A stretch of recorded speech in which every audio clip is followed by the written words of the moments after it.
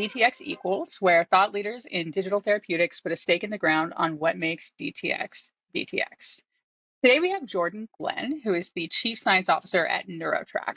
Neurotrack provides digital assessments for cognitive impairment and complementary patient education and coaching, a solution that's been recognized by Cleveland Clinic and the National Institute of Aging.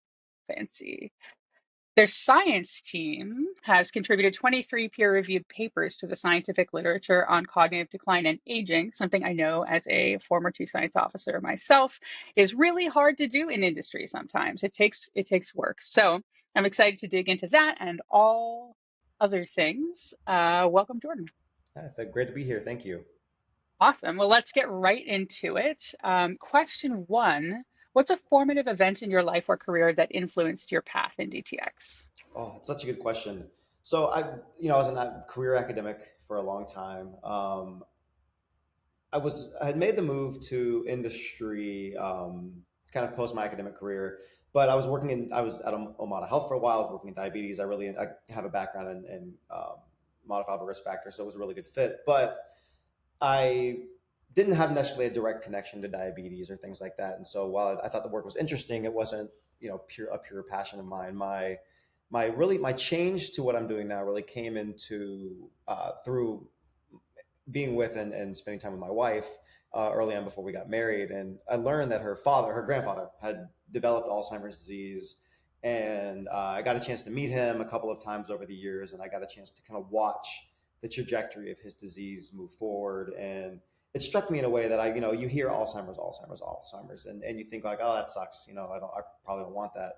But then when you see it, when you feel it, when you're a part of it, when that is experience you actually have in your life, it changes the way you think about these things. And so as just watching him go through that trajectory, watching how it affected not only him but the family that was around it made me think a little bit differently about how I was approaching my own career and my own passions and my own scientific development process. And it made me want to go work in a field such as this that really is such a emotional drain on so many people. And so just that event and it was not necessarily one event, but that experience or watching that Mhm. trajectory over a series of years is really what not only it kind of changed the way I think about digital therapeutics, but changed the way that I wanted to pursue it and the direction or the environment that I really wanted to work in as well. So tell me a little bit more about how assessment ended up being kind of a focal point here, and just knowing there's a whole chain of types of things that one can do for Alzheimer's. So what landed you at assessment being particularly important?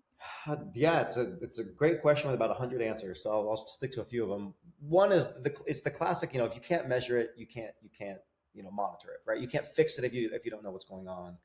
If you look at the data, you see that even though over 80% of seniors want to have their cognition tested, less than 20% actually get tested. And it comes down to the fact that, if you think about Medicare annual wellness visits, they've gone from an hour to 30 minutes to 20 minutes. A lot of Mm, these traditional tests take 8 to 10 to 15 minutes to administer. So you're losing almost the entire visit to do one test when you have to be thinking about all the other comorbidities during that exact same visit. So a lot of times that gets skipped. A lot of times there's, physicians or doctors, clinicians may not have the training to deliver certain tests. That may be something that they learned in med school that they haven't used in a long time, so no one feels comfortable with it. So it's a lot easier to just kick the can, in a referral to a neuro specialist to be able to provide that. And so it really just came down to the fact that there's a lot of people that need this kind of help. They need testing. They need to know just where they're at, but they're having an incredibly hard time getting it, finding it, understanding it. And so being able to work with the team at Neurotrack to develop cognitive assessments that are short, they're fast, they're accurate, they can be done outside of a doctor's hands. So an MA, a tech, somebody can do it while they're in the waiting room or while they're, waiting for the doctor to come in. That way you're not spending time in a visit. You're allowing that patient to, if anything, you're allowing them simply to know that I was worried, but now I'm okay. And I can leave feeling good about it. Or I feel vindicated, I feel validated, I see that there's an issue, and now I know I'm going to be triaged out to get the help I need. And it really all came down to that pivot point of just helping people get through that moment because it unlocks so many opportunities, especially in this new world of drugs, where we're starting to finally see some drugs come through the pipeline, where now people can get access to this, they can get prescribed this, but it still all starts with the testing. And if we can't test these individuals, if we're not setting it up for success in that piece of it, there's literally nothing else that can happen after the fact. I mean, so I completely agree, right? I think there's a lot of medical avoidance out there, not just in Alzheimer's, but of people kind of like not wanting to know or not trusting medicine enough to want to seek out even just the information that these other things out there are for them.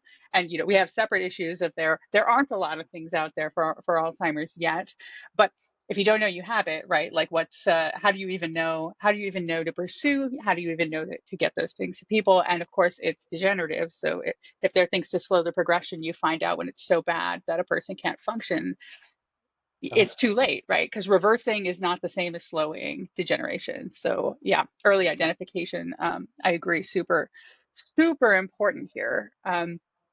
So what's the most interesting thing that you've seen around this when you do, so I know that Neurotrack has rolled this out in health systems, and you're one of the few, I would say, digital therapeutics companies I'm aware of that has successfully done that, right? Like actually gotten it used in practice in some places. So not super like forever, but like a little quick, is there anything like super interesting that you've learned by seeing that play out? And when you're trying to put something that you've developed in theory into practice? Yeah, it's a phrase I use a lot of times when I give talks is that there's how healthcare is supposed to work and how healthcare works. And as we've gone through, and if I think about what our original plan was to deliver this in healthcare and what our plan is now, what we actually do in healthcare, they're wildly different. And it all came down to us sitting in clinics, talking with doctors, piloting and various things, watching people write on the post-it note, throw the post-it note away, get the post-it note out of the trash can because they forgot the number. Truly understanding clinical workflows has been the entire key to I think the success of where we've been able to figure out how our testing fits within these healthcare models. Because understanding what it should be is one thing, but knowing when you go in and you see the time crunches, you see the stresses, you see patients are late, people need to go have lunch, there are limited waiting rooms, there's limited physicians, it all is incorporated. Every clinic is different. There's a good friend of mine who says, if you've seen one clinic, you've seen one clinic. And I think about going into a system a couple of years ago where same building, two clinics, literally separated by a wall, completely different workflows, completely different practices. Even though they're on the same systems, each clinic had developed their own way of kind of doing things. And so I think it took us a while to understand that. But once we did understand that and we started to build our product in a way that allowed for that flexibility. So when we go into a clinic, it doesn't matter how your workflow is. It doesn't matter how chaotic or how structured the Mm. workflow may be. Our product will be able to fit within those constraints because we have done it, we understand it, we've built in a way to allow for those kind of constraints to be put around it. And I think that was across the board the biggest learning for us. We got the battle scars, the bruises, all of those things going through that process. But it's helped us get to where we are today, where, as you said, we are successfully working within healthcare, within systems, within multiple systems, doing very different things on very different EMRs, et cetera. But we can be successful in it because we've gone through it and built the product in a way that allows for that flexibility. That's so important. One of the things that I've especially seen over the last few months talking to various companies is that the things that maybe 2 years ago those companies were encouraged to throw out the window to get through faster. Like, why would you stop and talk to patients for 6 months and revise your product based on that? Why would you stop and actually talk to healthcare providers that are going to use it? That's going to slow you down. It's like now suddenly people are realizing they get out and it's like, wow, this doesn't work at all. Like, wish I'd done that in the first place. So, yeah, that's an amazing model to hear about where that work is actually getting done and seeing like what the benefits are there because now you have a flexible product, right? You have a product that you can put in all kinds of different contexts and it's built to adapt. So that's extremely cool to hear about. Speaking of things that are extremely cool, right? I think the central question of this podcast is always DTX equals what? So in your mind, and this is now less about your specific company and product and disease area and more about DTX as a whole, what's the most defining issue from your lens in DTX today? So I like that question a lot. I won't answer it with a lot of Neurotrack in it, but I will answer it from my experiences at Neurotrack and kind of building these digital therapeutics. There's a vast difference between the way that product can be built and the speed with which it can be built, and then the speed in which it can be validated. And what I mean by that is, when I think about our cognitive tests and our intervention program as well as gone through the same process. We take the time, we build it, we put it together, but then we can test it internally in days and weeks and a month at worst. To do scientific research, we have an SBIR grant it's been a 2-year grant. It's taken 3 or 4 years to get done, and our product from when we started that grant to now does not look the same. But so it's taken us 2 years to go through, do the development, collect the data, get these outcomes. And now we have these outcomes on this product that we really probably haven't used in 18 months because it's iterated, it's developed, it's gotten better. As we've gotten feedback from users, we've been able to, we have a 10x better version of our tests, of our product, of all the things from what we know from working in the real world, but the science lags. And I think that there's always going to be a battle here. There's always going to be a give take. I don't think one can exist without the other. But I do think that if digital therapeutics are to truly be successful, we've got to figure out a way to marry the two a little bit better, where we can collect data and iterate on it in a well-oiled scientific machine without needing to do these formal, painful, long RCTs, which just don't keep up with the development cycles that typically happen within the tech world. So I've thought about this a lot. That was very beautifully like kind of teed up as a thing we need to think about, right? And the reasons that we do, because I think a lot, I hear a lot. Well, the RCT is not doesn't work, and it's a problematic for business, and RWE is a much better fit. Can we just do that? And of course, I can't speak for FDA, but to FDA, that looks like you want to do less rigorous research, and of course, people want to do less rigorous research, but like the crux of it is, we want to do good science, but by the time we do it the way that pharma does it, it's a digital product, and so it's changed Mm-hmm. so much that the data are obsolete. And that this is actually, I would say, one of the driving forces for why I hear so many companies say, "Well, go back and improve the product later," and then they never do because they've done an RCT at this point, right, on whatever product they had. And so, you're talking about, like, yes, your product has improved, but there are also companies that are not improving their product to stay consistent with the one that they're doing in the RCT, and that's terrible too, right? Like that's not what anybody wants, because you should be constantly iterating a product, and as you do in digital health and wellness, there needs to be some way to think about how to make the best possible product. It's a good thought. So here's one thing I have thought a lot about, and this is just like Acacia's wild and crazy regulatory speculations, but I feel I'm somewhat qualified to have those. I don't know. So, I thought a lot about, to understand what the agency wants to see in a DTX and why they want to see it is the beginning of how to find a solution. Because I think it's not that they want an RCT, it's that they want to understand you've dealt with the placebo effect. They don't, I mean, how we haven't thought of a way to do that without the big RCT, but like that's the center of that, is that they don't want to offer a digital product that if you just gave them some digital product off the wellness market, you'd get the same effect, right? They want to know it's more than that. So if we can start to have conversations with the regulatory side to understand exactly what all the boxes are that they're trying to check, so it's not as mysterious as it is now, and then think of, well, how can we do this with RWE?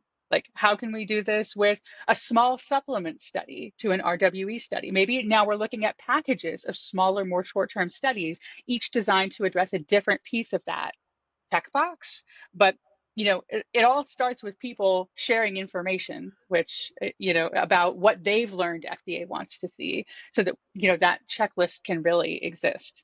Yeah, But I do think there's a path to what you're describing. I think you're completely right, and I fundamentally agree with the package of studies versus, like, like you said, traditionally in pharma, there's the big pivotal, or the med devices. There's Right. the one big pivotal that's like, this is the one that checks the box. Our world doesn't really work that way, and so I think about what we've done at Neurotrack. You mentioned in the beginning we've done 23 different papers, and they've been all over different phases of the product: construct, validity, psychometrics around retest reliability, Hmm. sensitivity and specificity. And a lot of times that stuff is done at one point, but we've done it piecemeal in very different ways because as we've iterated the product, we need to revalidate, we need to retest, maybe we need to renorm. There's a lot of things that have to happen over time. And so being able to put together that package of data or the package of papers versus the one, because then you can never change and you're always going to learn things that are going to get better. They're going to improve it. Maybe not on necessarily the efficacy, but the patient experience side of things. And you shouldn't have to go run a full massive trial again just because you want to improve the experience for patients. That feels crazy to me. So I think that's something that we should think about as well.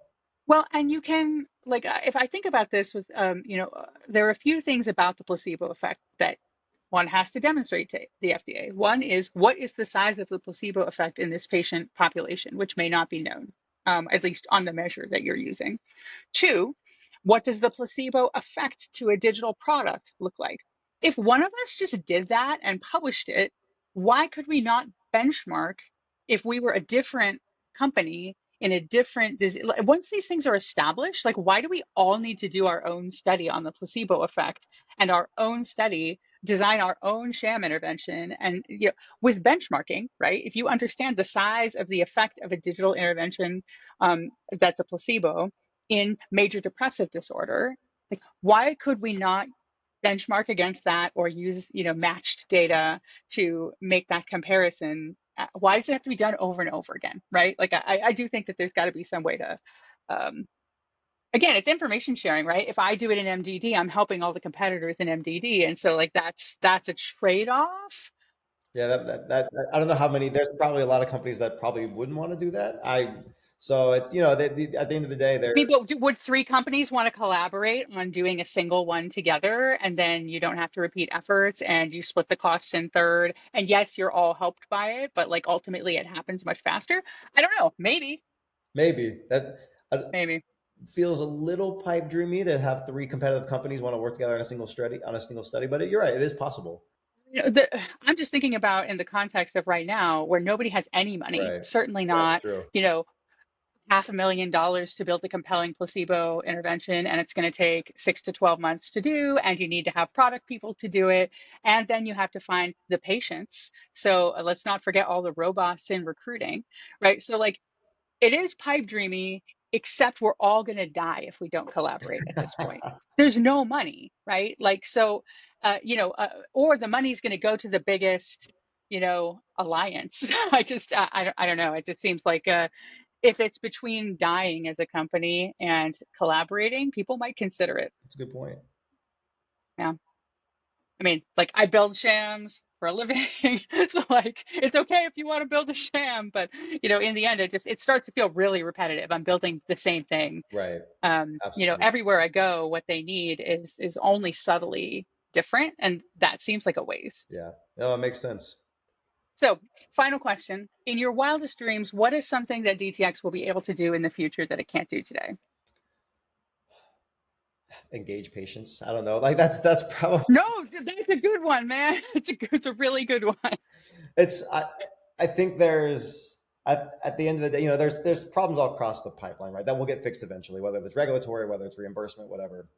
But at the end of the day, they have to be able to keep people using them. And I very, very few, if any, have, people that will stick with them for a significant amount of time. And if it's the pipe dream in my head, then becomes like, how do you get people off drugs or on less drugs?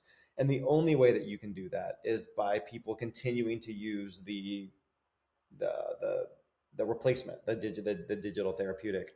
And we haven't figured out a way yet to make using the DTX more exciting than taking the pill. And that in my mind is like the coup de grace of where digital therapeutics will or can win if it gets there, is how do we make using the products more acceptable or easier than the pill. And because engagement across the board, if you look at study after study after study after study, it's easy to keep people engaged during a research study when you're paying them and you're reimbursing them and they get that nice juicy check at the end for being a subject. It's not even that easy then, Yeah, it's true. It's Like not. But once it's the real world and once people start using a regular basis, it falls off. We all know it all falls off across the board. It doesn't matter what, if you're in the diabetes space, the weight loss space, the Alzheimer's space, the cardiovascular, it doesn't matter. People fall off. And so being able to keep people on I think is the holy grail of digital therapeutics. Well, and I would say to complement that is being able to work with the FDA and other regulatory agencies to create products that are actually meant to be used long term. Because I think if there's a lot of pressure to be like a traditional medical device where it gets mailed to you for 6 weeks and you use it and you mail it back, or you use the app and then the app is deleted at the end. And we haven't seen a lot of precedents of FDA cleared products that have a maintenance module. So even if we could engage patients, there are also some constraints or kind of ways we have to work with the agency to get them more comfortable with the idea that something can be used long term, like an SSRI. But we're busy thinking about it like antibiotics right now. Mhm. And that's rough for the long term engagement piece, which is important as you note, for many ways. Yeah. With that, sorry, you do your thing. One more. I'm No, I'll ready. say that the last thing I'll say on Yeah. that is that we talk about a lot of times the like these digital therapeutics being prescribed, and when you a lot of times when you take drugs, they're meant to be perpetual and used over time, and we haven't thought about the digital therapeutics the same way. And I think that Hmm. it's like, to your point, it's a reframing of that from the med device to more the pharmacological reference that I think makes a little bit more sense when we think about how the development process and the use of these are. And then there's a whole series of events that actually keep people wanting to use them long term. But Right. that's Yeah. maybe a story for another day. On that note, we're out of time. So thank you so much, Jordan Glenn, for joining me. And catch us next time for DTX equals.